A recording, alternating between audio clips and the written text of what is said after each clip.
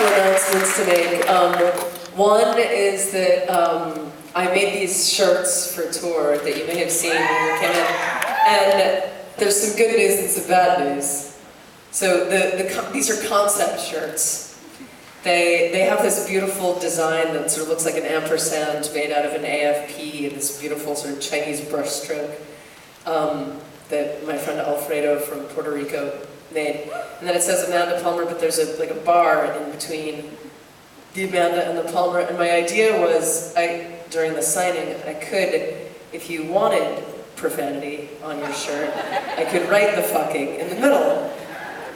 And this was such a good idea that like almost all of the shirts sold out last night. I know. Blame Washington, D.C. So like all of the black shirts sold out, and there's like a handful of white ones left. And I will now convince you that white is the new black. Please don't tweet that out of context. I'm not even going to make another funny joke, because it's all just going to go very bad, very fast. But you know, white is good, it reflects the sun, summer is coming. You know, it's a bold choice. I was actually in a cafe this morning in DC, in like this wonderful little like coffee roasting independent joint. And the girl who served us our coffee was one of those like stunning 6 foot, like looks like she should be a fashion model, but was of course serving coffee because there's only so many jobs for beautiful women to be fashion models or whatever. She was wearing like she looks like a goddess. She was wearing a white tunic. Like not even a shirt, like a tunic. And I was like, it struck me as so amazing that I made a comment to her at the counter. I was like, you work in a coffee shop and you're wearing white. That's so brave. And she looked at me and she was like, yeah, it's hard. You could be that woman. That's all I'm going to say. Oh, I forgot to announce this last night. This is an exciting thing. I have copies of the book, but that's exciting in itself. So if you want to get a book, I'm going to sign tonight. And we made this poster, which is, of course, of me wielding a chainsaw. Coming down the hand. But this is the truly exciting thing, and it's such a small item that you might miss it at the merchandise table.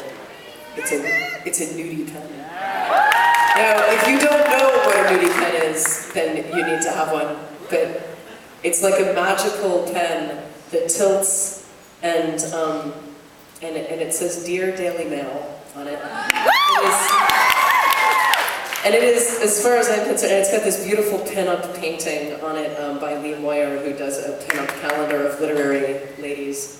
And I asked him if he would do a pin-up drawing of me giving the finger to the Daily Mail, which I am in this painting. And so the thing that I actually just recently noticed is that, so when the pen is in the non-writing position, that's when I am clothed. But it's when you put it into the writing position that I'm naked upside down.